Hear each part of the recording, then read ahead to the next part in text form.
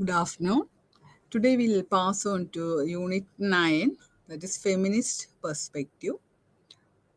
ഈ യൂണിറ്റിൽ നമ്മൾ പറയുന്നത് എന്താണെന്ന് വെച്ചിട്ടുണ്ടെങ്കിൽ വികസനവും സ്ത്രീകളും എങ്ങനെയാണ് സ്ത്രീകളുടെ ജീവിതത്തിൽ വികസനം ഓരോ രാജ്യത്തിൻ്റെ വികസനവുമായി ബന്ധപ്പെട്ടിരിക്കുന്നത്.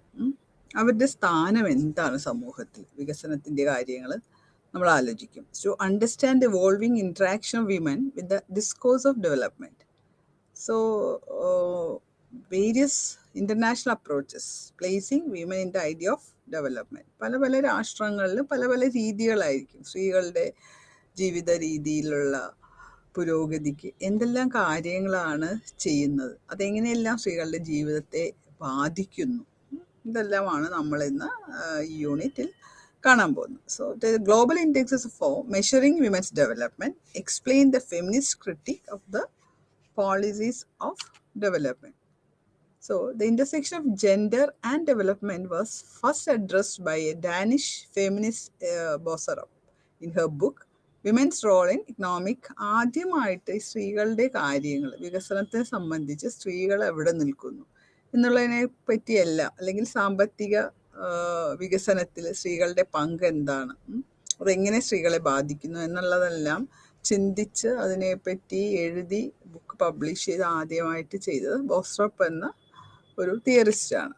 സോ അതിനുശേഷം United Nations organise A world conference on women in Mexico in 1975 UN ഒരു വേൾഡ് കോൺഫറൻസ് നടത്തി and declared the next decade, അടുത്ത 10 വർഷം ഡിക്കേഡ് ഓഫ് വിമൻ ആയിട്ട് പ്രഖ്യാപിച്ചു. സോ ഇതിൻ്റെ അകത്ത്, അല്ലെങ്കിൽ ഈ വർഷങ്ങളിൽ സ്ത്രീകളുടെ പങ്കിനെ പറ്റി ചിന്തിക്കാനും അവർക്ക് വേണ്ട കാര്യങ്ങൾ ചെയ്യാനുമായിട്ടാണ് ഇങ്ങനെ ഒരു ഡിക്കേഡ് ഓഫ് വിമൻ എന്ന ഒരു സംവിധാനം UN ആലോചിച്ചത്. So productive and reproductive works as part of the national economies. This led to the genesis of women in development, that is called WID approach എന്നാണ് അതിനെ പറയുന്നത്. So this was an approach adopted by various players in the development arena like the NGOs, policy makers. Government മാത്രമല്ലല്ലോ, ഓരോ സമൂഹത്തിലും ഓരോ രാഷ്ട്രങ്ങളിലും ഓരോ രാജ്യങ്ങളിലും വികസനവുമായി ബന്ധപ്പെട്ട് NGOs ഉണ്ടാവും, non government organisations, policy makers ഉണ്ട്, പ്ലാനേഴ്സ് ഉണ്ട്, തിങ്കേഴ്സ് അല്ലെങ്കിൽ തിയറിസ്റ്റ്, ഇവരെല്ലാവരുടെയും കോൺട്രിബ്യൂഷൻ ഉണ്ടാവും എപ്പോഴും ഒരു നാടിൻ്റെ വികസനത്തിന് വേണ്ടി. So to elevate the status of women from passive beneficiaries to program beneficiaries.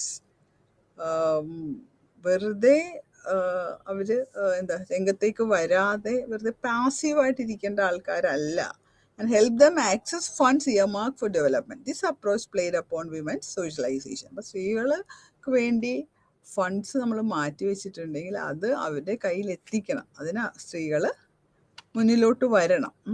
അതാണ് ഈ WID അപ്രോച്ച് എന്നതിനെക്കുറിച്ച് ഉദ്ദേശിക്കുന്നത്. So, the focus remained exclusively on developing strategies of integrating women into development. അതെങ്ങനെയാണെന്ന് വെച്ചിട്ടുണ്ടെങ്കിൽ, look at the changes required in the larger socio-economic structure in which it was seeking for the integration of women.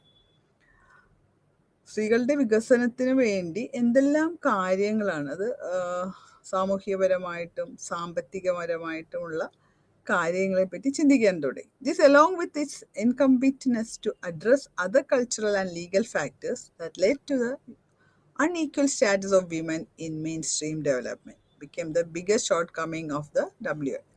ഇതിൻ്റെ അകത്ത് ഒരു രാജ്യത്തിൻ്റെ അല്ലെങ്കിൽ ഒരു സമൂഹത്തിൻ്റെ main സ്ട്രീമിലായിട്ടുള്ള കുറേ വികസന പ്രവർത്തനങ്ങൾ ഉണ്ടാവും അല്ലേ.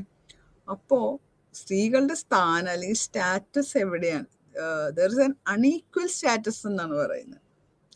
അതായത് പുരുഷന്മാരുടെ ഒപ്പം അല്ല ഒരിക്കലും സ്ത്രീകളുടെ പുരോഗതി കണക്കാക്കിയിരുന്നത്, അല്ലെങ്കിൽ അതിനുള്ള പ്രവർത്തികൾ എപ്പോഴും വ്യത്യാസപ്പെട്ടിരുന്നു. സോ അപ്പോൾ അതൊരു ഭയങ്കര ഒരു ഷോർട്ട് കമ്മിങ് ആണല്ലോ. Because even today now we can see that, because the main lawmakers, എപ്പോഴും ഇപ്പോൾ മന്ത്രിസഭയിലാണെങ്കിലും നമ്മൾ എവിടെ നോക്കിയാലും നിയമങ്ങൾ ഉണ്ടാക്കുന്ന സമിതികളിലൊക്കെ കൂടുതലും പുരുഷന്മാർ തന്നെയാണ്. അപ്പോൾ നമ്മൾ എന്തൊക്കെ പുരോഗമനം പറഞ്ഞാലും ഇപ്പോഴും സ്ത്രീകൾ ഒരുപടി പുറയിൽ തന്നെയാണ് when you talk about all the developmental activities, especially in India and all. So this limitation in the WID approach led to the rise of another approach by the later half of the 70s known as the women and that's called WAD approach. അത് വേറൊരു രീതി, gender and development. അങ്ങനെ കാണുമ്പോൾ എന്തെല്ലാം കാര്യങ്ങളാണ് ചെയ്യുന്നത്? This followed A Marxist feminist approach. ഇതിനെ പറഞ്ഞുകൊണ്ടിരുന്നത് മാർക്സിസ്റ്റ് ഫെമിനിസ്റ്റ് അപ്രോച്ച് എന്നാണ്. Insisting upon the significance of women's labour inside and outside of the house hold. എപ്പോഴും സ്ത്രീകളുടെ ജോലി വീടിൻ്റെ അകത്തെയും ജോലി ചെയ്യണം, പുറത്തേക്ക് പോകുന്ന സ്ത്രീകൾ കൂടുതലായിട്ട് നമുക്കറിയാം. So they have a double role always. That is a burden for women. അതിപ്പോഴും കണ്ടിന്യൂ ചെയ്യുന്നുണ്ട്. ഒരു പരിധിവരെ കുറേ എല്ലാം പുരുഷന്മാരും ഇപ്പോൾ വീട്ടുജോലികളിൽ സഹായിക്കാൻ തുടങ്ങിയിട്ടെങ്കിൽ പോലും the main burden of the housework mainly depend on women.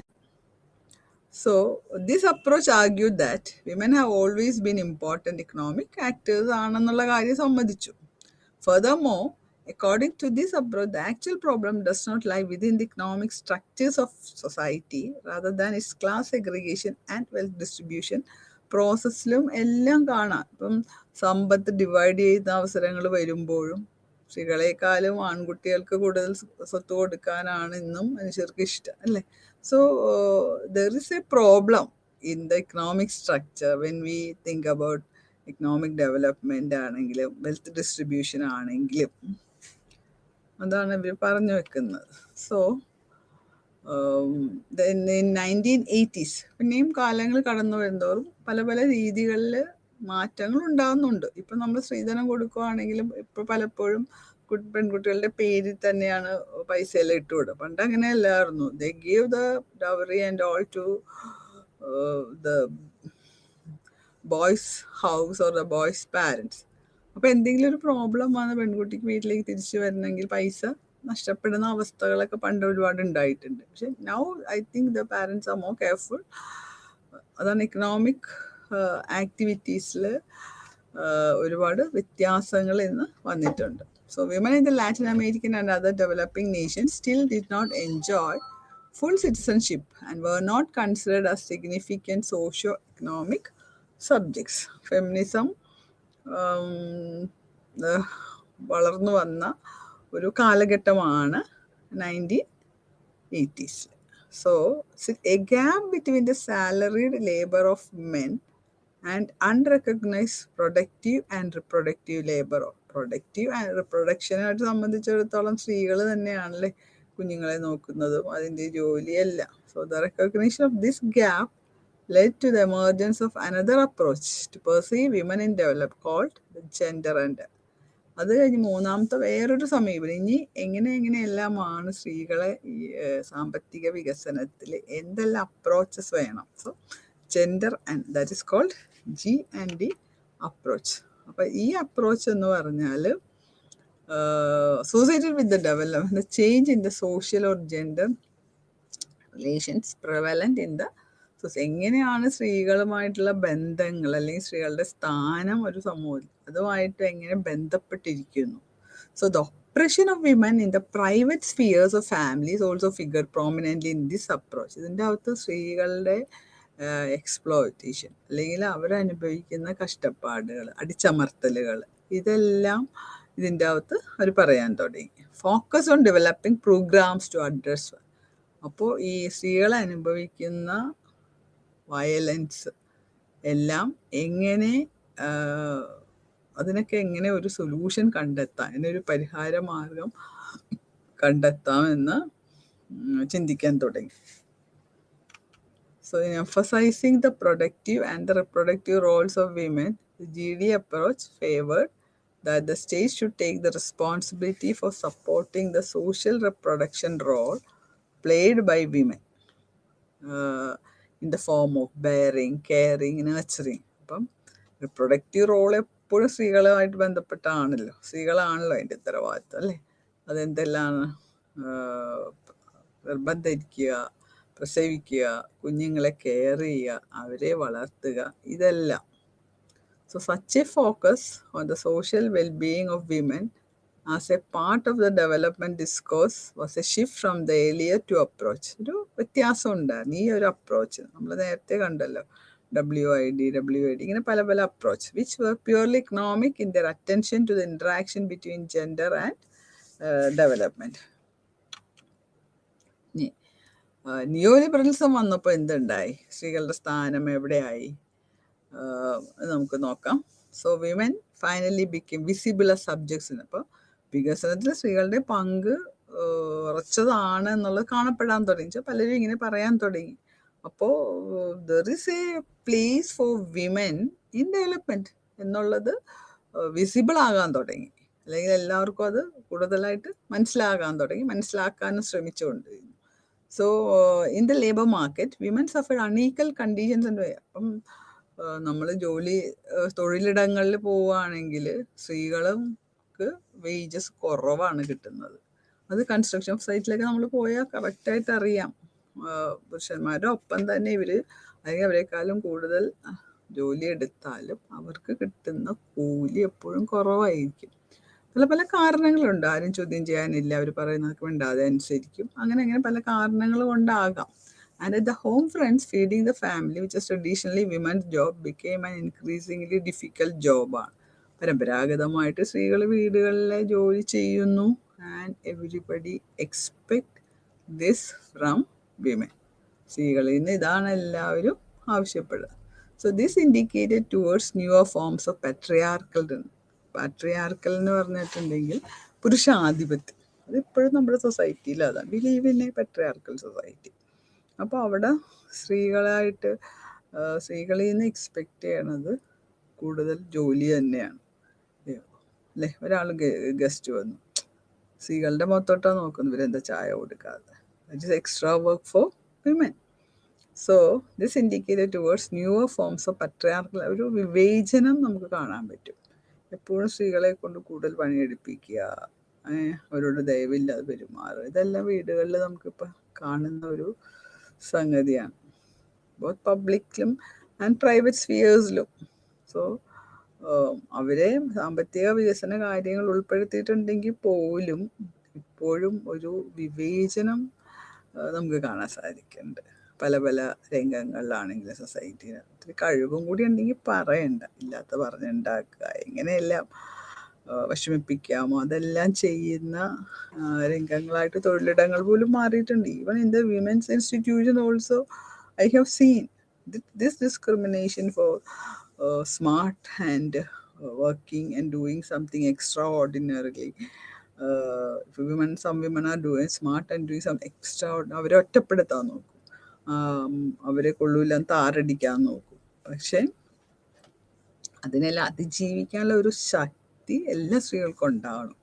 അതാണ് ഞാൻ പറയുന്നത്. ഈ വിവേചനങ്ങളെല്ലാം ഇതൊന്നിനെയൊക്കെ തട്ടിത്തെറിപ്പിച്ച് മുന്നോട്ട് പോകാനുള്ള എൻ്റെ ജോലി സ്ഥലത്തൊക്കെ ഞാനിത് ധാരാളം കണ്ടിട്ടുണ്ട്. പക്ഷെ ഇതൊന്നും മൈൻഡ് ചെയ്യാണ്ട് എനിക്കൊക്കെ അതൊക്കെ മൈൻഡ് ചെയ്യാണ്ട് വർക്ക് ചെയ്യാൻ സാധിച്ചിട്ടുണ്ട്. പേപ്പർ പബ്ലിഷ് ചെയ്യുക, സെമിനാർ പ്രസൻറ്റ് ചെയ്യുക, ഇതെല്ലാം ചെയ്യുമ്പോഴും ആൾക്കാർക്ക് ഭയങ്കര അസൂയും കുശി. So we never look into all this and we walk forward. അതാണ് ഇപ്പോൾ സ്ത്രീകൾ ചെയ്യേണ്ടത്. So vicious circle of poverty of women and feminisation of poverty, അത് ഭയങ്കര ഒരു പ്രശ്നമാണ് ഇപ്പോഴും. ഒരു കുടുംബത്തിൽ കുറച്ച് പ്രശ്നമുള്ളെങ്കിലും what the women do, they give husband and the children the food, and sometimes she will starve. That is called feminization of poverty. അതാണ് സ്ത്രീവൽക്കരണം എന്ന് വേണമെങ്കിൽ പറയാം. ദാരിദ്ര്യത്തിന് ഒരു സ്ത്രീകളുടെ മുഖമാണുള്ളതെന്ന് പറയും. സെക്കൻഡ് വേൾഡ് കോൺഫറൻസ് നൈറോബിയിൽ, ആദ്യം ഒരു വേൾഡ് കോൺഫറൻസ് ഉണ്ട്, രണ്ടാമത് ഇപ്പോൾ ഒരു നൈറോബിയിലൊരു 85 ഒരു വേൾഡ് കോൺഫറൻസിൽ എന്താ ചെയ്തതെന്ന് വെച്ചിട്ടുണ്ടെങ്കിൽ development alternatives with women four A new year. ഒരു പുതിയ കാലഘട്ടത്തിൽ, ഒരു പുതിയ യുഗത്തിലേക്ക് പോകുമ്പോൾ നമ്മൾ എന്തെല്ലാമാണ് ചെയ്യേണ്ടത്. Rejected the narrow definition of development as economic growth. Instead it argued that crisis in the living standards of women were led consumerism and indebtedness. So Donner defined development as the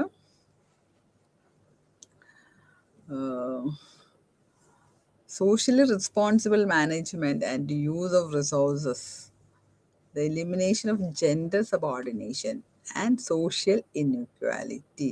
ഈ ഒരു അടിമത്തം, gender subordination വെച്ചാൽ പുരുഷന്മാരുടെ അടിമകളല്ലല്ലോ, അവരെക്കാളും താഴെയാണ്. പുരുഷനുണ്ടെങ്കിൽ അവർക്കാണ് കൂടുതൽ preference.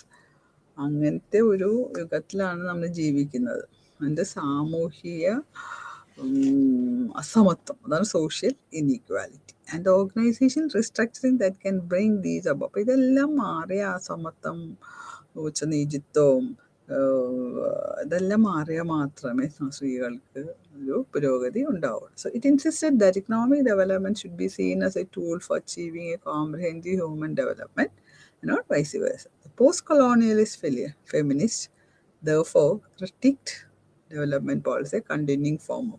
അപ്പോൾ ഇപ്പോഴും സ്ത്രീകളെ അടിച്ചമർത്തി അതൊരു കൊളോണിയലിസത്തിൽ കണ്ടിന്യൂ ചെയ്യുന്ന പോലെ ആകും എന്നാണ് പറയുന്നത്. പണ്ട് ബ്രിട്ടീഷുകാർ നമ്മളെ കോളനിയാക്കി വെച്ചിരുന്നു, അടിച്ചമർത്തിയിരുന്നു, അല്ലേ? അതുകൊണ്ടാണല്ലോ നമുക്ക് പിന്നെ സ്വാതന്ത്ര്യം കിട്ടി. അപ്പോൾ it is A continuation of colonialism എന്നാണ് പറയുന്നത്. ഇപ്പോഴും നമ്മൾ സ്ത്രീകളെ രണ്ടാം തരക്കാരാണ് എന്നൊക്കെ പറഞ്ഞു വെച്ചാൽ. സോ ഇനി നമ്മൾ നോക്കാൻ പോകുന്നത് എന്താണ് eco feminism.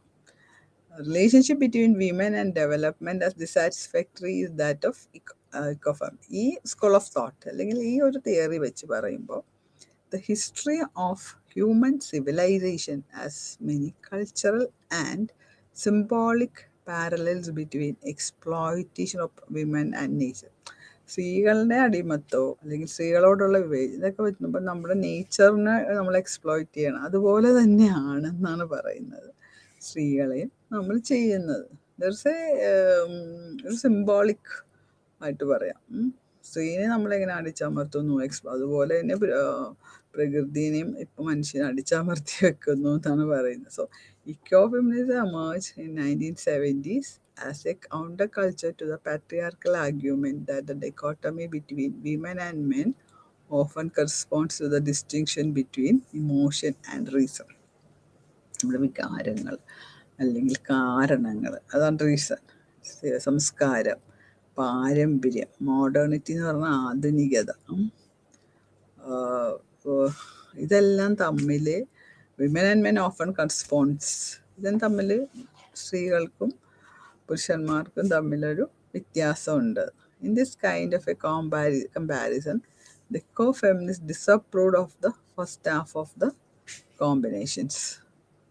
Like Maria Mais, the feminist economists also begin with an assumption that the unpaid work in the homes generates economic value. സ്ത്രീകൾ അല്ലെങ്കിൽ സ്ത്രീകൾ ഒരുപാട് ജോലികൾ വീട്ടിൽ ചെയ്യും, അല്ലേ? പക്ഷെ ഇതിനൊന്നും ഒരു ഇക്കണോമിക് വാല്യൂ ആരും കൊടുക്കുന്നില്ല. ഒരു വീട്ടിലൊരാളെ നിർത്തി നമ്മൾ പൈസ കൊടുക്കണം. എസ്പെഷ്യലി ഇൻ കേരള ആൻഡ് ഭയങ്കര പൈസയാണ് ഡൊമസ്റ്റിക് വർക്കേഴ്സ്. മണിക്കൂറിന് വെച്ച് പൈസ കൊടുക്കണം. പക്ഷേ when a woman does so much work in her household, ഒരിക്കലും അതാരും വില മതിക്കില്ല. Taken for granted, she should do that, അങ്ങനെ വരും.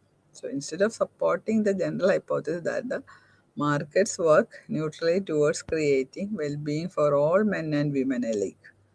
മാർക്കറ്റ്സ് വർക്ക് എല്ലാവർക്കും ഒരുപോലെ. The feminist economists ask what values are being created in economics and for whom. നമ്മൾ എന്ത് പണി ചെയ്യുന്നത്, അതിൻ്റെ വാല്യൂ ആരാണ് അളക്കുന്നത്, അതെന്ത് വാല്യൂ ആണ് നമുക്ക് തരുന്നത്. So they take a leap from the market-centered economics and argue that it is not only in the market that economic activities take place. It may occur in private spheres or household too. Thus they might do രണ്ട് കാര്യങ്ങൾ, വീട്ടിലെ പണികളും പുറത്തെ പണികളും. It is A double work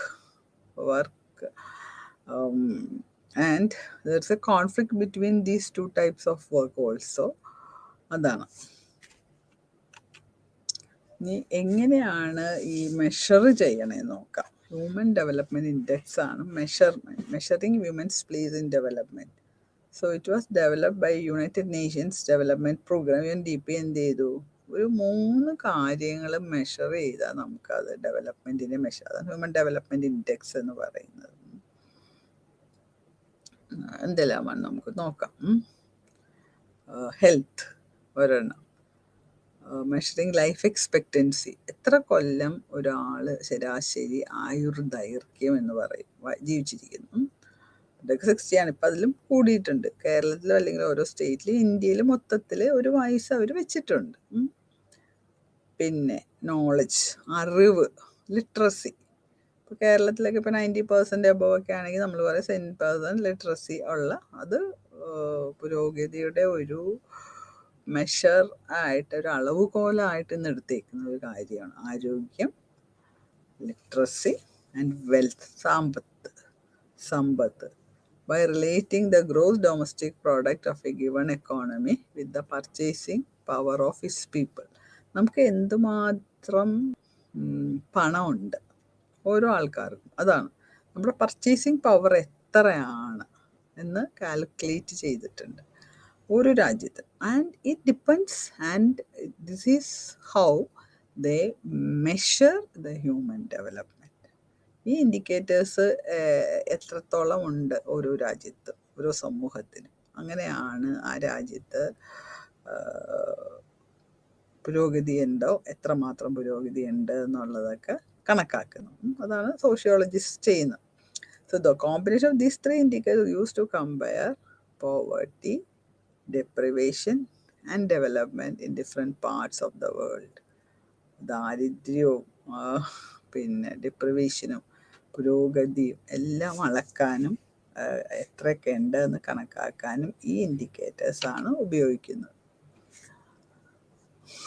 so UNDP GDI in its Human Development Report of the year 1995 Gender Related Development Index. This used to address the gender gaps in the 3 key indicators mentioned above.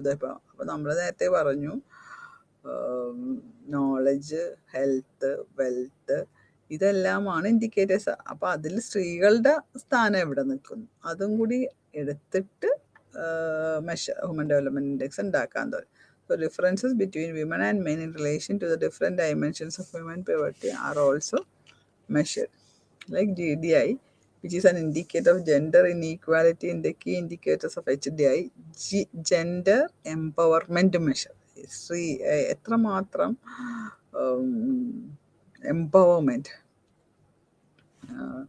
Empowerment എത്രമാത്രം ഉണ്ട് എന്നുള്ളത് അതും കൂടെ measure ചെയ്യാം. സ്ത്രീകളുടെ empowerment എത്ര, പുരുഷന്മാരുടെ empowerment എത്ര, ഹൗ ദേ ആർ എംപവേർഡ്. ശാക്തീകരണം, അതാണ് മീനിങ് ഓഫ് എംപവർമെൻറ്റ്. സ്ത്രീകൾ എത്രമാത്രം മുന്നിലോട്ട് വരാം, അവരുടെ കഴിവുകൾ എത്രമാത്രം വികസിച്ചിട്ടുണ്ട്, അവരെത്രമാത്രം ലീഡേഴ്സ് ആയിട്ടുണ്ട്, എത്രമാത്രം അറിവുണ്ട്, ഇതെല്ലാം എംപവർമെൻറ്റിൽ വരുന്ന ഒരു കാര്യമാണ്. സോ ഇത് ഇന്നീക്വാലിറ്റി, ജെൻഡറിൻ്റെ ഈക്വാലിറ്റി, സമത്വം എവിടെ നിൽക്കുന്നു, സ്ത്രീകൾ എവിടെ നിൽക്കുന്നു, പുരുഷന്മാരെവിടെ നിൽക്കുന്നു. സോ ദ കീ ഏരിയ, അത് ഏതൊക്കെ ഏരിയയിലാണ്? സാമ്പത്തികം, രാഷ്ട്രീയം, സോഷ്യൽ, കൾച്ചർ, എല്ലായിടത്തും നമുക്ക് ഇതിനെ മെഷർ ചെയ്യാൻ പറ്റും. ഡിസിഷൻ മേക്കിംഗ്, ഒരു തീരുമാനങ്ങൾ എടുക്കുന്നതിൽ സ്ത്രീകൾക്ക് എത്ര പങ്കുണ്ട്, പുരുഷന്മാർക്ക് എത്ര പങ്കുണ്ട്, പുരുഷന്മാരുടെ ഒപ്പം തന്നെ സ്ത്രീകൾക്കും പങ്കുണ്ടോ ഓരോ രാജ്യത്തും, ആൻഡ് അവരുടെ പങ്കാളിത്തം എല്ലാ കാര്യത്തിലും, നിയമനിർമ്മാണത്തിൽ, പോളിറ്റിക്സിൽ, ഇതിനെല്ലാം, ഡിസിഷൻ മേക്കിങ്ങിൽ, ഇതിലെല്ലാം സ്ത്രീകളുടെ പാർട്ടിസിപ്പേഷൻ എത്രയുണ്ട് എന്നുള്ളത് is very very important. These 2 was developed. അപ്പോൾ ഇതെല്ലാം മെഷർ ചെയ്യാൻ തുടങ്ങി. എന്തിനു വേണ്ടിയാണ്? സ്ത്രീകളുടെ പുരോഗതി സമൂഹത്തിൽ എത്രയുണ്ട് എന്ന് അറിയാൻ വേണ്ടി. That was done in 1995. So ഇനി എങ്ങനെയാണ് സ്ത്രീകളെ മുമ്പോട്ട് കൊണ്ടുവരണമല്ലോ, ഇനി പുരോഗതി ചെയ്യണമല്ലോ, അത് നമ്മൾ എന്തൊക്കെ ചെയ്യണം? So the development programs until the 70s address the needs of women exclusively from the perspective of their reproductive roles. Consequently, all that got any attention in development policy remain mother and child health. അമ്മയുടെയും കുഞ്ഞിൻ്റെ ആരോഗ്യം ഒരു indicator ആയിട്ട് എടുത്തു. ആ സമൂഹത്തിൽ പുരോഗതി ഉണ്ടോ ഇല്ലയോ എന്നറിയുന്ന ഒരു, ബിക്കോസ് അവരുടെ ഹെൽത്ത് ഡിപ്പാർട്ട്മെൻറ്റ് അല്ലെങ്കിൽ ഹെൽത്ത് കെയർ എത്രമാത്രം പുരോഗമിച്ചിട്ടുണ്ടെന്നറിയാം. അപ്പോഴാണല്ലോ കുഞ്ഞുങ്ങൾ മരിക്കുന്നത്. നമുക്ക് ആവശ്യത്തിന് മരുന്ന് കൊടുക്കാനുള്ള സംവിധാനങ്ങൾ ഇല്ലാത്തപ്പോഴാണല്ലോ. അപ്പം അതെല്ലാം സൗകര്യങ്ങളും ഉണ്ടെങ്കിൽ അതിൻ്റെ അർത്ഥം അത് നമ്മൾ ഉദ്ദേശിക്കുന്ന രീതിയിൽ സമൂഹം പുരോഗമിച്ചിട്ടുണ്ടെന്നാണ് അതിൻ്റെ അർത്ഥം. So they take the mother and child health. അതിപ്പോൾ മിക്ക രാജ്യങ്ങളും ചെയ്യുന്നുണ്ട്, ഒരു ഇൻഡിക്കേറ്ററായിട്ട് എടുക്കുന്നുണ്ട്. അതാണ്. So the growing acceptance of the link between population growth and poverty, family planning or population control also started figuring prominently in such policies. Family planning കൊണ്ടാണല്ലോ population control ചെയ്ത് നിർത്തണമല്ലോ. അല്ലെങ്കിൽ പോപ്പുലേഷൻ കൂടുമ്പോഴാണല്ലോ ദാരിദ്ര്യം കൂടുന്നത്. സോ അതിന് മിക്ക രാഷ്ട്രങ്ങളും പോപ്പുലേഷൻ കൺട്രോൾ ഒരു മെഷറായിട്ട് എടുക്കുകയാണ്, ടു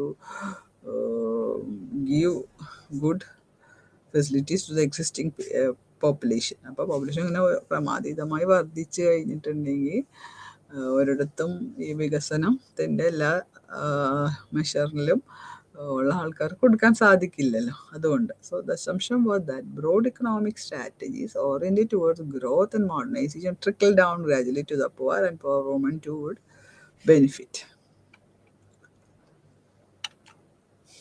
ഈക്വിറ്റി അപ്രോച്ച്, സമത്വം, അതിനെങ്ങനെ നമുക്ക് കൊണ്ടുവരാം, അതിൻ്റെ അകത്തുള്ള അപ്രോച്ച് എന്താണ്, കാഴ്ചപ്പാട് എന്താണ് എന്നുള്ളതാണ് ഇപ്പോൾ പറയുന്നത്.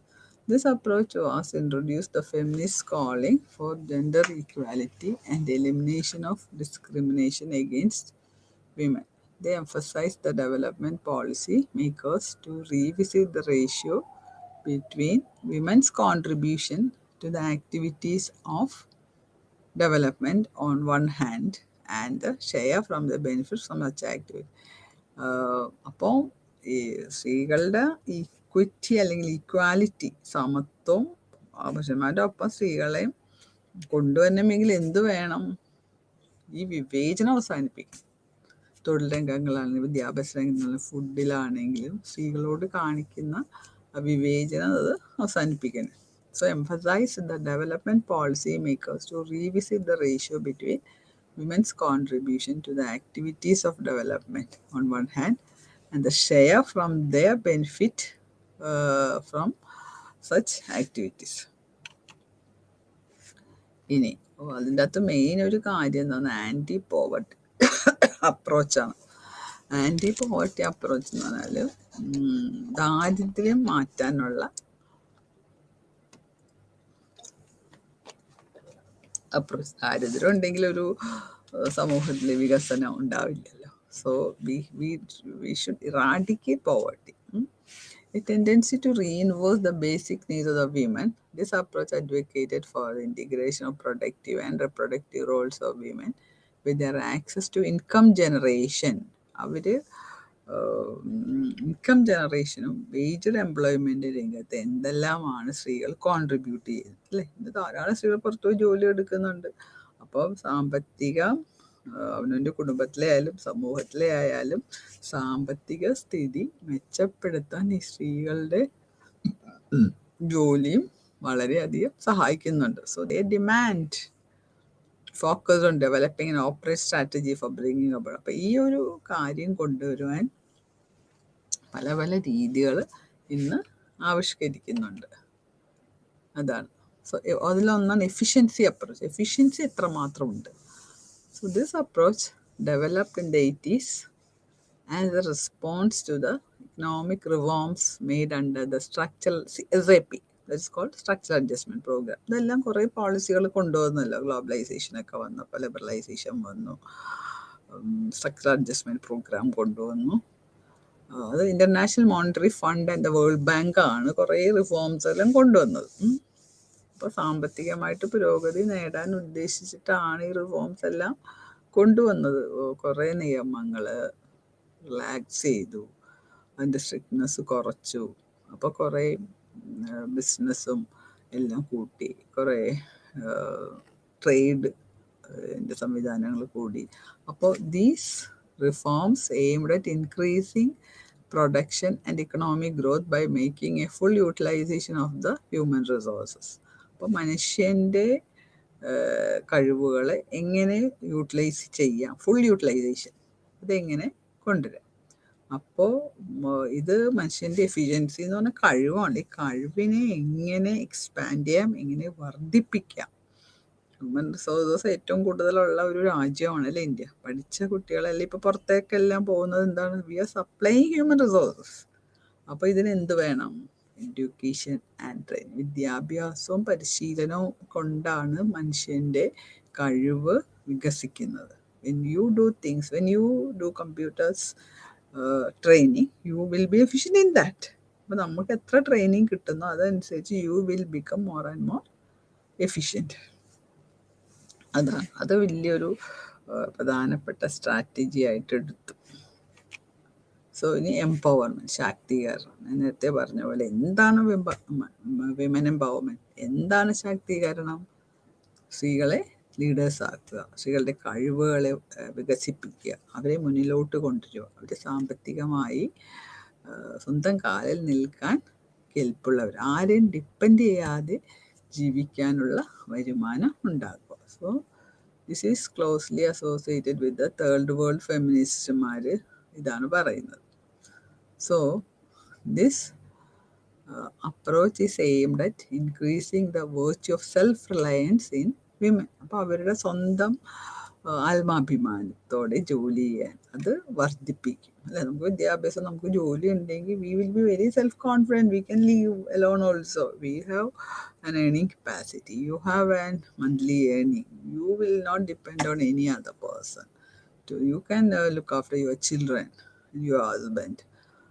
And if your husband is not earning also, അതൊക്കെയാണ്. അപ്പോൾ സ്വന്തം കാലം നിൽക്കാനുള്ള ഒരു കെൽപ്പുണ്ട്. And to influence change at societal, legislative, policy, legal, economy. നമുക്കൊരു മാറ്റവും കൊണ്ടുവരാൻ സാധിക്കും. നമ്മളിപ്പോൾ സ്വന്തം കാലം നിൽക്കാൻ നമ്മുടെ കയ്യിൽ ഏൺ ചെയ്യുന്നുണ്ടെങ്കിൽ സാമൂഹ്യപരമായിട്ടും നിയമപരമായിട്ടും നയപരമായിട്ടും നിയമങ്ങളും സാമ്പത്തിക ഈ ലെവലിലെല്ലാം സ്ത്രീകൾക്ക് ഉപകാരപ്രദമാകുന്ന വിധത്തിലുള്ള കാര്യങ്ങൾ കൊണ്ടുവരാൻ നമുക്ക് സ്ത്രീകൾക്ക് അതാണ്. നമുക്ക് കുറേ വിമൻസ് ഓർഗനൈസേഷനൊക്കെ ചെയ്യുന്ന ഒരു കാര്യം അതാണ്. When you become empowered, you are the leader, you become a leader, then you lead other women, other poor women, other incapable women. കഷ്ടപ്പെടുന്ന, പാവപ്പെട്ട, ദാരിദ്ര്യം അനുഭവിക്കുന്ന, കഴിവില്ലാത്ത സ്ത്രീകളെ സഹായിക്കാൻ വിദ്യാഭ്യാസവും പരിശീലനവും കിട്ടുമ്പോൾ നമുക്ക് സാധിക്കുന്നു. That's A truth. അത് നമ്മുടെ സമൂഹത്തിൽ നമുക്ക് കാണാം. ധാരാളം സ്ത്രീകൾ ഇന്ന് മറ്റുള്ളവരെ ഹെൽപ്പ് ചെയ്യുന്നവരായിട്ടുണ്ട്. അവർക്ക് ജോലി കൊടുക്കുക. അപ്പോൾ നമ്മളൊരു ചെറിയ വ്യവസായം തുടങ്ങുകയാണെങ്കിൽ we can give work for other women അല്ലേ. അങ്ങനെ നമുക്ക് അവരെയും കൂടെ എംപവർമെൻറ്റ് ചെയ്യാനും അവരെ സ്വയം കാലിൽ നിർത്താനുമുള്ള ഒരു കഴിവ് ഉണ്ടാക്കിയെടുക്കുവാൻ നമുക്ക് സാധിക്കും. അതാണ് empowerment. So today we R giving more importance for empowerment. സ്ത്രീ ശാക്തീകരണത്തിൽ ഇപ്പോൾ നല്ല പ്രാധാന്യം കൊടുക്കും. സെൻട്രൽ സ്റ്റേറ്റ് ആണെങ്കിലും തൊഴിലുറപ്പ് പദ്ധതികളിൽ കൂടെയൊക്കെ അതാണ് ചെയ്യുന്നത്. ജോലി ഇല്ലാത്ത സ്ത്രീകൾക്ക് ജോലി കൊടുത്തിട്ട് അവർക്ക് വേതനം കൊടുക്കുന്നു. So that is empowerment. So we'll pass on to the next unit, that is development regimes in India. So ഇതിൻ്റെ അകത്ത് നമ്മൾ നോക്കാൻ പോകുന്നത് സോഷ്യൽ ഡെവലപ്മെൻറ്റ് എങ്ങനെ സംഭവിക്കുന്നു, എന്തെല്ലാമാണ് ഇതിൻ്റെ കാഴ്ചപ്പാട്. ഈ സോഷ്യൽ ഡെവലപ്മെൻറ്റ് നമ്മൾ ഏതെല്ലാം വിധത്തിലാണ് നമുക്ക് അതിനെ കാണാൻ സാധിക്കുന്നത്. ഇന്ത്യയിൽ നമുക്ക് എങ്ങനെ ഈ ഡെവലപ്മെൻറ്റ് കൊണ്ടുവന്നു, ഏതൊക്കെ തരത്തിലാണ് അല്ലേ. നമ്മൾക്കറിയാം ഇന്ത്യ സ്വാതന്ത്ര്യം കിട്ടുന്നതിന് മുൻപത്തെ അവസ്ഥ എന്തായിരുന്നു. ഇത്രമാത്രം വിദ്യാഭ്യാസമുള്ള ആൾക്കാരുണ്ടായിരുന്നില്ല. സോ വിദ്യാഭ്യാസം ഇല്ലായ്മ, ദാരിദ്ര്യം, നിരക്ഷരത എന്ന് വേണമെങ്കിൽ പറയാം അല്ലേ. പിന്നെ ആവശ്യത്തിനുള്ള ഭക്ഷണം, നമുക്ക് അഗ്രികൾച്ചറിൻ്റെ ബാക്ക്വേർഡ്നെസ്, നമ്മൾ ആ പ്രകൃതിനെ ആശ്രയിച്ച് മാത്രമാണ് ഇരുന്നത്. പിന്നെ ഇന്ന് കാണുന്ന തരത്തിലുള്ള ഡാംസോ ടെക്നിക്കൽ മെത്തേഡ്സോ ഒന്നും ഉണ്ടായിരുന്നില്ല. അപ്പോൾ നമുക്ക് വേറെ രാജ്യങ്ങളെ ആശ്രയിക്കേണ്ട അവസ്ഥ വന്നു ഭക്ഷണത്തിൻ്റെ കാര്യത്തിൽ. അപ്പോൾ സ്വാതന്ത്ര്യം കിട്ടിയതിന് ശേഷമാണ് ഇതെല്ലാം മാറിയത്. And the British people they exploited us അല്ലേ. നമ്മളുള്ള കുറേ സാധനങ്ങളൊക്കെ അവരെടുത്തുകൊണ്ട് പോയി. അങ്ങനത്തെ ഒരു സ്ഥിതിയിൽ നിന്നാണ് നമ്മൾ ഇന്ന് കാണുന്ന രീതിയിലുള്ള ഒരു ഭാരതം നമ്മുടെ പ്ലാനേഴ്സും നേരത്തെയുള്ള പ്രധാനമന്ത്രിമാരും എല്ലാവരും വർക്ക് ചെയ്ത് ഉണ്ടാക്കിയെടുത്തത്. എന്ന് പറയുമ്പോൾ ഒരു വലിയൊരു കൺസെപ്റ്റാണ് അല്ലേ. സോഷ്യൽ ചേഞ്ച് എന്ന് പറയുന്നതും ഡെവലപ്മെൻറ്റ് വ്യത്യാസമുണ്ട്. I told you. Because social change എന്ന് പറയുന്നത് സാമൂഹിക മാറ്റമാണ്. സമൂഹത്തിൻ്റെ മാറ്റം എന്ന് പറയുമ്പോൾ എനി ചേഞ്ച്, ഒരു പ്രളയം വന്നാലും ട്രമർ വന്നാലും എല്ലാം സോഷ്യൽ ചേഞ്ച്. പക്ഷെ ഡെവലപ്മെൻറ്റ് അതല്ലല്ലോ. So it's a value neutral concept, whereas development is a value laden കൺസെപ്റ്റാണ്. അതിനൊരു വാല്യൂ ഉണ്ട് എപ്പോഴും. So the notion of development, in other words, the process of the desired change. നമ്മളിപ്പോൾ ഒരു ട്രെയിനിങ് കുട്ടികൾക്ക് കൊടുക്കണം എന്തിനാണ്? അവർക്ക് അത് ഉപയോഗിക്കാനുള്ള കമ്പ്യൂട്ടർ ട്രെയിനിങ് ഫോർ എക്സാമ്പിൾ, അത് ഉപയോഗിക്കാനുള്ള കഴിവ്, അത് നമുക്കൊരു ഉദ്ദേശമുണ്ട്, ഡിസയറുണ്ട്, ഡിസൈർഡ് ചേഞ്ച് കൊണ്ടുവരണം. അപ്പോൾ എല്ലാവരും കമ്പ്യൂട്ടർ എക്സ്പേർട്സ് ആവും. That is the desired change which we expect when you do a thing. അതുപോലെയാണ് എല്ലാ ഡെവലപ്മെൻറ്റ് പ്രോജക്റ്റ്. നമുക്കൊരു ഡിസൈർഡ് ചേഞ്ച് കൊണ്ടുവരാൻ വേണ്ടിയാണ് നമ്മൾ യത്നിക്കുന്നത്. All cases of change do not indicate development. എല്ലാ മാറ്റവും എപ്പോഴും പുരോഗതി കൊണ്ടുവരുന്നില്ല, അത് നമുക്കറിയാലോ. only planned and desired changes can be described as development. നമ്മൾ പ്ലാൻ, അതുകൊണ്ടാണ് ഈ 5 year plans കൊണ്ടുവന്നത്, മനസ്സിലായോ? ബിക്കോസ് പ്ലാൻ ചെയ്തൊരു മാറ്റം നമ്മുടെ സമൂഹത്തിൽ കൊണ്ടുവരണം. Thus it is important to keep in mind the distinct character. ഇതിൻ്റെ സ്വഭാവം എന്തായിരിക്കണം? എപ്പോഴും പ്ലാൻഡ് ചേഞ്ചാണ് ഡെവലപ്മെൻറ്റ്. പുരോഗതി എന്ന് പറയുന്നത് നമ്മൾ പ്ലാൻ ചെയ്ത് പെട്ടെന്ന് വെറുതെ ഇരുന്നാൽ ഉണ്ടാവില്ല പുരോഗതി, അല്ലേ? ട്രമറും മഴയൊക്കെ ഉണ്ടാവുന്ന പോലെ it will not happen. We have to think about it, we have to plan it and we have to bring it. Then only there will be development. So 3 തരം പുരോഗതികൾ നടത്തുന്നതായിട്ട് നമുക്കിന്ന് കാണാൻ സാധിക്കും ലോകത്തിൽ, ലോകമെമ്പാടും നോക്കി. ക്യാപിറ്റലിസ്റ്റ് മോഡ്, അതാണ് ആദ്യത്തെ. അതിലെന്താണ് ക്യാപിറ്റലിസ്റ്റ് മോഡൽ എന്ന് പറഞ്ഞത്? പ്രൈവറ്റ് ഓണർഷിപ്പ് ഉണ്ടാവും, ഒരു മുതലാളി ഉണ്ടാവും, അതാണ് പ്രോപ്പർട്ടിയുടെ ഓണർഷിപ്പൊക്കെ അവർക്കായിരിക്കും. അതുപോലെ തന്നെ പ്രത്യുൽപാദനത്തിൻ്റെ മീൻസ് ഓഫ് പ്രൊഡക്ഷൻ, അതിൻ്റെ ഓണർഷിപ്പ് എല്ലാം അവർക്ക് തന്നെയായിരിക്കും. And also promotion of economic activity through private enterprises ആണ് കൂടുതലും. Minimum possible regulation and control on private. അധികം സ്റ്റേറ്റിൻ്റെ കൺട്രോൾ ഉണ്ടാവില്ല, അതാണ്. The capitalist model is characterized by a free economy regulated by competition ഉണ്ടാവും. പ്രൈവറ്റ് ആൾക്ക് ഇപ്പോൾ നമുക്കറിയാമല്ലോ, പ്രൈവറ്റ് ഇൻഡസ്ട്രീസ് തുടങ്ങുന്ന ആൾക്കാർ ഭയങ്കര കോമ്പറ്റീഷൻ ഉണ്ടാവും. അവരുടെ പ്രോഡക്റ്റ് കൂടുതൽ വിടണം, അവർ കൂടുതൽ മാർക്കറ്റിൽ കൂടുതൽ സാധനം വിൽക്കണം, അതുകൊണ്ടാണ് ഇന്ന് ഈ അഡ്വർടൈസ്മെൻറ്റ് അത് ഇത്. അപ്പോൾ ലൈക്ക് വൈസ് ആണ് ഈ ക്യാപിറ്റലിസ്റ്റ് മോഡൽ ഓഫ് ദ സൊസൈറ്റിയിൽ ഉണ്ടാകുന്നത്.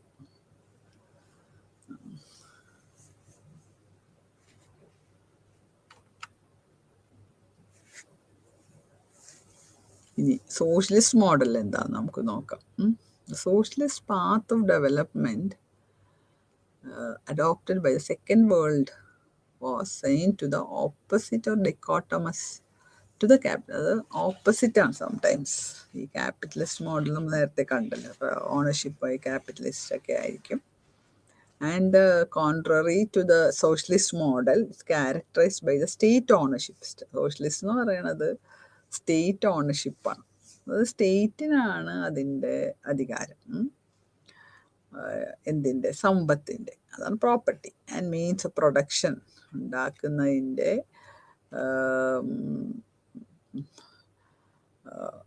എന്തെങ്കിലും പ്രൊഡ്യൂസ് ചെയ്യുന്നതിൻ്റെ ഓണർ സ്റ്റേറ്റാണ്. And public enterprises and complete state regulation of economy. എല്ലാ സാമ്പത്തിക ഇടപാടുകളും നിയന്ത്രിക്കുന്നത് രാഷ്ട്രങ്ങളാണ്. അതാണ് ഇതിൻ്റെ ഒരു വ്യത്യാസം എന്ന് പറയുന്നത്. അപ്പം അതൊരു റെഗുലേറ്റഡ് ഇക്കോണമിയാണ്. Socialist model refers to a regulated economy. അതാണ് ഇതിൻ്റെ അകത്ത് പറയുന്നത്. It is clear now. There are different models of development ഉണ്ട്.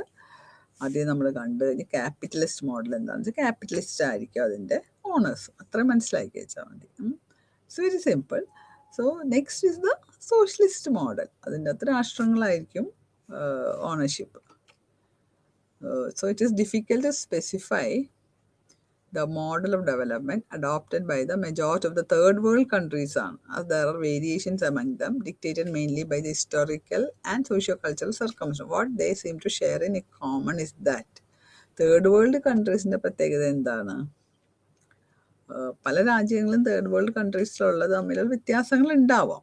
പക്ഷേ സാമ്പത്തികമായും സാങ്കേതികപരമായും അവർക്ക് അവർ പുരോഗമിച്ച അതായത് ഡെവലപ്ഡ് കൺട്രീസ് ഏറ്റവും പുരോഗതി നേടിയെന്ന് അഭിമാനിക്കുന്ന ആ രാഷ്ട്രങ്ങളോടൊപ്പം നിൽക്കാനുള്ള പുരോഗതി ഇവർ തേർഡ് വേൾഡ് കൺട്രീസിൽ ഇല്ല. അവർ ഇൻ കമ്പാരിസൺ അവരായിട്ട് കമ്പയർ ചെയ്യുമ്പോൾ ഇവർ അത്രയും പുരോഗതി നേടിയിട്ടില്ല. ആര്? Third world countries. When you compare to the developed world, developed countries ആയിട്ട് നോക്കുമ്പോൾ അവരൊരിക്കലും അത്രയും നേടിയിട്ടില്ല. So social planning is a key element in their development process. അപ്പോൾ അതാണ് സോഷ്യൽ പ്ലാനിങ് വരണം. So their plans of development incorporate not only economic concerns, especially removal അപ്പോൾ ദാരിദ്ര്യം മാറ്റുക. അതാണ് ഏറ്റവും തേർഡ് വേൾഡ് കൺട്രീസിൻ്റെയൊക്കെ ഏറ്റവും വലിയ ഒരു ഉത്തരവാദിത്വം അതാണ്. അതിനു വേണ്ടിയാണ് അവർ സ്ട്രഗിൾ ചെയ്യണത്, അതിനു വേണ്ടിയാണ് അവർ പ്രയത്നിക്കുന്നത്. Nation building, national culture, social transformation, social change, മാറ്റങ്ങൾ വരാനും പുതിയൊരു കൾച്ചറൊക്കെ ഉണ്ടാക്കാനും എല്ലാം അവർ കഷ്ടപ്പെടുവാണ്. So it is the activities of the third world countries. They have been seeking technological and economic aid from the developed countries. അപ്പോൾ അവരെന്ത് ചെയ്യും? ആരുടെ അടുത്ത് അവർ സഹായം തേടുന്നത്? ഡെവലപ്ഡ് കൺട്രീസ്, വികസിത രാഷ്ട്രങ്ങൾ. അപ്പോൾ പ്രശ്നം എന്താണെന്ന് വെച്ചാൽ അവരുടെ നിയമങ്ങളും അവർ പറയുന്ന കണ്ടീഷൻസ് എല്ലാം ഇവർ അനുസരിക്കേണ്ടി വരും. അണ്ടർ ഡെവലപ്ഡ് കൺട്രീസിൻ്റെ ഇപ്പം പല പല സിസ്റ്റം നമ്മൾ ഏർലിയർ ക്ലാസ്സിൽ കണ്ടല്ലോ, തിയറി, വാലസ്റ്റീൻ്റെ തിയറിയും കോർ ആൻഡ് പെരിഫറി, അതൊക്കെ നമ്മൾ നോക്കിക്കഴിഞ്ഞല്ലോ. അപ്പം അതിൻ്റെ അകത്തൊക്കെ പറയുമ്പോൾ വികസിത രാഷ്ട്രങ്ങളോട് നമ്മൾ സഹായങ്ങൾ ചോദിക്കുമ്പോൾ അവരുടെ കണ്ടീഷൻസ് നമ്മൾ അനുസരിക്കേണ്ടി വരുന്നു. എക്സാമ്പിൾ പറഞ്ഞപ്പോൾ വേൾഡ് ബാങ്കിൽ നിന്ന് നമുക്ക് ലോൺ എടുക്കണമെങ്കിൽ നമ്മുടെ കേരളം വേൾഡ് ബാങ്കിൽ നിന്ന് ലോൺ എടുക്കും. അപ്പോൾ അവർ ചില കണ്ടീഷൻസ് വെക്കും. ഒന്നാമത് അവർ പറയുന്നത് ഈ വെൽഫെയർ ആക്ടിവിറ്റീസിന് ഒരുപാട് പൈസ കൊടുക്കരുത്. ബിക്കോസ് നമുക്ക് തിരിച്ച് കിട്ടാത്തൊരു ഇതാണല്ലോ ലോൺ കിട്ടി കടം അല്ലെങ്കിൽ ഇൻട്രസ്റ്റോടുകൂടി കടം കൊടുക്കുന്ന പോലെ അല്ലല്ലോ. അപ്പോൾ അങ്ങനെ പല വെൽഫെയർ മെഷേഴ്സും രാഷ്ട്രങ്ങൾ കട്ട് ചെയ്യുന്ന ഒരു അവസ്ഥാവിശേഷം ഉണ്ടാകും. അതാണ്. So attempting to extend a political influence in the developing countries. It has been noted that the global military defense strategy is the major consideration of the developed country. അവർക്ക് military വർദ്ധിപ്പിക്കുക, അവരുടെ സൈനിക ശക്തി വർദ്ധിപ്പിക്കുക, അതൊരു വലിയ കൺസേൺ ആണ്. എന്നാലല്ലേ അവർക്ക് അത് മറ്റുള്ള രാഷ്ട്രങ്ങൾ അധികാരം ഉണ്ടാകാൻ പറ്റുള്ളൂ, ആധിപത്യം സ്ഥാപിക്കാൻ സാധിക്കുകയുള്ളൂ. So major consideration of the developed countries ആണ് അത്. Their economic and political influence to the developing countries. ഇനി സോഷ്യൽ ഡെവലപ്മെൻറ്റ് അപ്രോച്ചസ് എന്തൊക്കെയാണെന്ന് നമുക്ക് നോക്കാം. രണ്ട് തരം കൺസേൺസ് ആണുള്ളത് for social development. Centralisation versus decentralisation of development schemes and resources. അതായത് ഒരു സെൻറ്ററിൽ തന്നെ എല്ലാ കാര്യങ്ങളും വെക്കുക, എന്നിട്ട് താഴെ തട്ടിലോട്ട് വരെ പവർ കൊടുക്കുക, അതാണ് ഡീസെൻട്രലൈസേഷൻ. പിന്നെ the focus of development, individual, group, village. നമ്മുടെ ടാർഗറ്റ് ഏരിയ എന്തൊക്കെയായിരിക്കണം? ഓരോ ഇൻഡിവിജ്വലിനും വികസനത്തിൻ്റെ ഫലം എത്തിക്കുക, ഗ്രാമങ്ങൾ, ഏതെങ്കിലും ഗ്രൂപ്പ്സ്. അപ്പോൾ ഇതെല്ലാം. So first criteria give raise to approaches, namely development from the top. അതാണ് സെൻട്രലൈസേഷൻ എന്ന് പറയുന്നത്. അതാണ്. And development from the bottom, that's called decentralization. The second criterion gives rise to the three approaches. മൂന്ന് തരം വികസനം ഇവിടെ നമുക്ക് അല്ലെങ്കിൽ കാഴ്ചപ്പാട് നമുക്ക് കാണാൻ സാധിക്കും. ഒന്ന് sectoral development, areas development and target group development. Sectoral എന്ന് പറഞ്ഞാൽ ഒരു ഗ്രൂപ്പ്, ഒരു സെക്ടറായിട്ട് അതിനെ നമ്മൾ കംപ്ലീറ്റ്ലി ഡെവലപ്പ് ചെയ്യും. അല്ലെങ്കിൽ ഏതെങ്കിലും ഒരു ഏരിയ എടുത്തിട്ട്, അതാണ് ഏരിയാസ് ഡെവലപ്മെൻറ്റ് എന്ന്. പിന്നെ അല്ലെങ്കിൽ ഏതെങ്കിലും ഒരു ഗ്രൂപ്പിനെ ഫോക്കസ് ചെയ്തിട്ട്, ഫോർ എക്സാമ്പിൾ വിമൻ അല്ലെങ്കിൽ ചിൽഡ്രൻ, ഒരു പ്രത്യേക പ്രോജക്റ്റ് കൊണ്ടുവരിക, അവന് ഹെൽത്ത് കെയറിൽ ഒരു പ്രോജക്റ്റ് കൊണ്ടുവരിക, അവർക്ക് അതിനുള്ള ഫണ്ട് കൊടുക്കുക, അതിനുള്ള ഫിനാൻസ് കൊടുക്കുക, അപ്പോൾ അവരുടെ അവസ്ഥ പൊക്കിയെടുക്കുക. അപ്പോൾ തൊഴിലുറപ്പ് പദ്ധതി കൊണ്ടുവന്ന അങ്ങനെ. അതുപോലെ തന്നെ ഇപ്പോൾ പ്രസവത്തിന് താഴെത്തട്ടിലുള്ള സ്ത്രീകൾക്ക് ഗവൺമെൻറ് പൈസ കൊടുക്കുന്നുണ്ട്. അതെന്തിനാണ്? ആരോഗ്യമുള്ള ശിശുക്കൾ പ്രസവത്തിലൂടെ ഉണ്ടാവണം. അതിനുള്ളവർക്ക് കാശില്ലെങ്കിൽ അവർ മരുന്ന് വാങ്ങൂല. അപ്പോൾ അതിനുള്ള എല്ലാ സൗകര്യത്തിനും വേണ്ടിയാണ് അവർ ആ പൈസ കൊടുക്കുന്നത് പ്രസവ സമയത്തുള്ള. അപ്പോൾ അങ്ങനെ പല പല പ്രോജക്ട്സും സെൻട്രൽ ഗവൺമെൻറ് സ്റ്റേറ്റ് ഗവൺമെൻറ്റും കൊണ്ടുവരുന്നുണ്ട്. അതാണ് ടാർഗറ്റ് ഗ്രൂപ്പ് ഡെവലപ്മെൻറ്റ് എന്ന് പറയുന്നത്. അതെപ്പോഴും ബിലോ PPL ഉള്ള ആൾക്കാർക്ക് വേണ്ടിയാണ് അങ്ങനെ. BPL പെട്ടെന്ന് കുട്ടികൾക്ക് പഠിക്കാൻ സ്കോളർഷിപ്പ് ഉണ്ട്, അവർക്ക് ബുക്സ് കൊടുക്കുന്നുണ്ട്, യൂണിഫോം കൊടുക്കുന്നുണ്ട്, ഫുഡ് കൊടുക്കുന്നുണ്ട്, നൂൺ മീൽ പ്രോഗ്രാം എല്ലാം ഉണ്ട് ഇപ്പോൾ സ്കൂളുകളിൽ. അപ്പോൾ എന്താണ്, പാവപ്പെട്ട കുട്ടികളെ ഭക്ഷണം ഇല്ലാത്തതുകൊണ്ട് ചിലപ്പോൾ ക്ലാസ്സിൽ വരാതിരിക്കരുത് അവർ. അങ്ങനെ പഠിച്ചുയർന്ന ധാരാളം കുട്ടികളുണ്ട്. അപ്പോൾ that is it. This approach of development from the top envisages the planning and execution of developments by the central. ആദ്യമൊക്കെ പണ്ട് അങ്ങനെയാണ്, ഗവൺമെൻറ് അവിടെ നിന്ന് ഓരോരോ കാര്യങ്ങൾ ആലോചിക്കും, എന്നിട്ട് അത് നടപ്പിലാക്കുക. Central organisations decide the nature and direction of plan, formulate projects and both them on the പേര്. പണ്ട് അങ്ങനെ ആയിരുന്നു. സെൻട്രലിൽ നിന്ന് അവർ കുറേ കാര്യങ്ങൾ തീരുമാനിക്കും, അത് കഴിഞ്ഞിട്ട് അത് ഇംപ്ലിമെൻ്റ് ചെയ്യും ഓരോ സ്ഥലത്ത് കൊണ്ടുവന്നിട്ട്. അപ്പോൾ ചിലപ്പോൾ അത് അവർക്ക് ആവശ്യമുള്ളതായിരിക്കില്ല. അതുകൊണ്ടാണ് അത് മാറ്റിയിട്ട് പിന്നെ ഡീസെൻട്രലൈസേഷൻ വന്നത്. ഇപ്പം തിരുവനന്തപുരത്തോ ഡൽഹിയിൽ വരുന്ന ഓഫീഷ്യൽസ് കുറേ കാര്യങ്ങൾ കൊണ്ടുവരും. അത് ചിലപ്പോൾ ഈ ഗ്രാമപ്രദേശത്തിൽ വരുമ്പോൾ ആൾക്കാർക്ക് പറ്റാത്തതായിരിക്കും, അവർക്ക് പറ്റുന്ന ഒരു പ്രോജക്റ്റ് ആയിരിക്കില്ല, അല്ലെങ്കിൽ ഇതിൻ്റെ സാധനം കൃഷി ചെയ്യാൻ തീരുമാനിച്ചാൽ ആ മണ്ണ് അതിന് പറ്റിയതായിരിക്കില്ല. അപ്പോൾ അത് ആൾക്കാരെ അടിച്ചേൽപ്പിക്കുന്ന തരത്തിലായിരിക്കും. അതാണ് impose them on the people എന്ന് പറഞ്ഞാൽ. സോ പക്ഷേ ഇപ്പോഴത്തെ അപ്രോച്ച് എന്താണെന്ന് വെച്ചിട്ടുണ്ടെങ്കിൽ ഡെവലപ്മെൻറ്റ് ഫ്രം ദ ബോട്ടം, താഴത്തെ തട്ടിൽ നിന്ന് തന്നെ പുരോഗതി കൊണ്ടുവരും. The fairness of intentions and abilities of the people who need development. They are given an opportunity to articulate their problems as well as the ways to solve them. മനുഷ്യർക്കും ഒരു അവസരങ്ങൾ കൊടുക്കുന്നതാണ്. ഇവിടെ ഒരു ദാരിദ്ര്യമുണ്ട്, നമുക്ക് എങ്ങനെ മാറ്റാൻ സാധിക്കും. So they are given an opportunity now articulate their problems.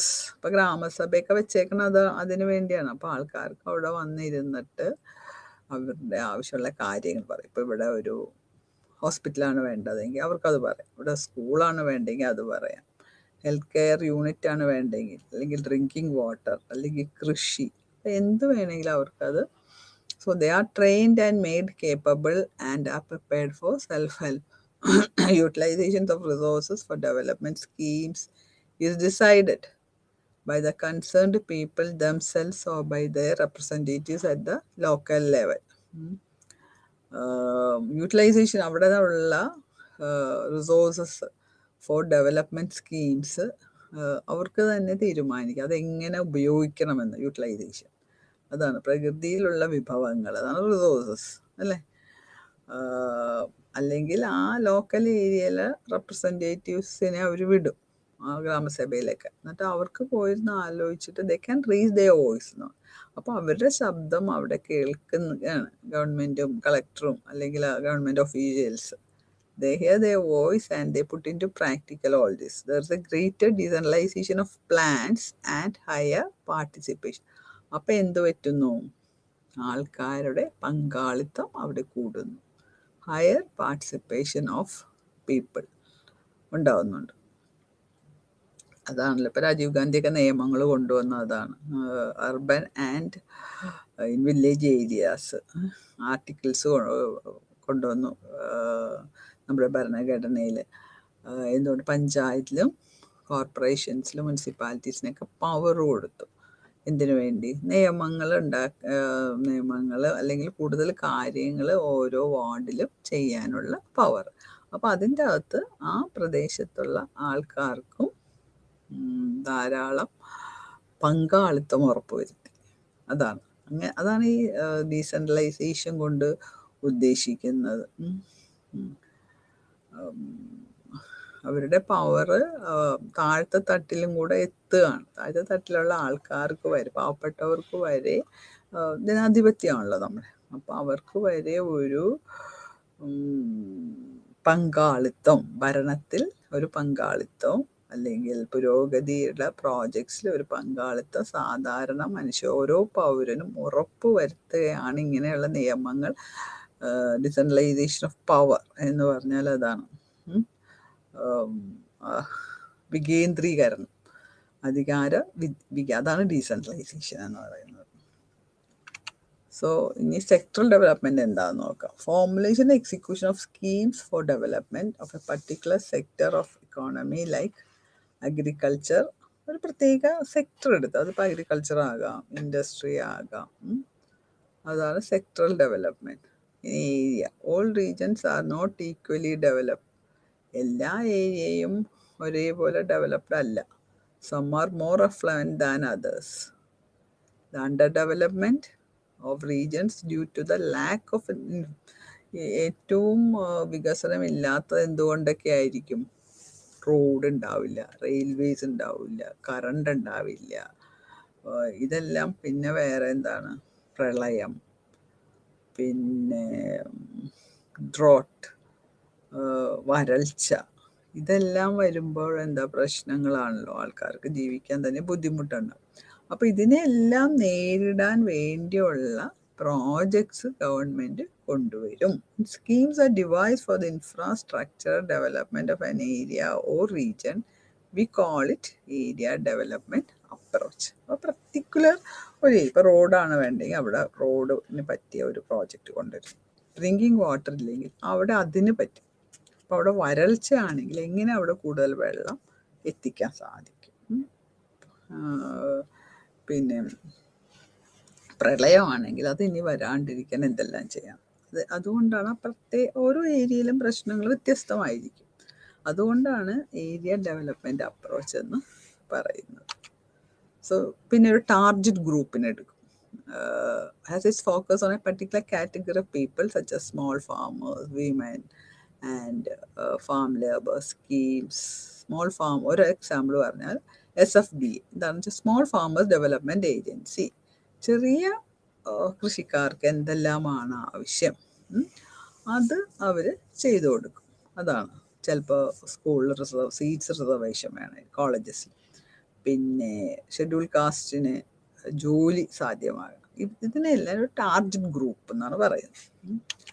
So, after independence, India did not follow either the first or second world. It adopted either the capitalist or the socialist model of development. ഇത് രണ്ടും അല്ല India എന്ത് ചെയ്ത്, രണ്ടും കൂടെ mix ആയിട്ടുള്ള വരണമുണ്ട്. അതുകൊണ്ടാണ് നമ്മൾ ഇന്ന് മിക്സഡ് ഇക്കോണമി എന്ന് പറയുന്നത്. On the one hand, India encouraged private business and industry and gave opportunity to big business houses such as Birla's, Tata's and medium and so on.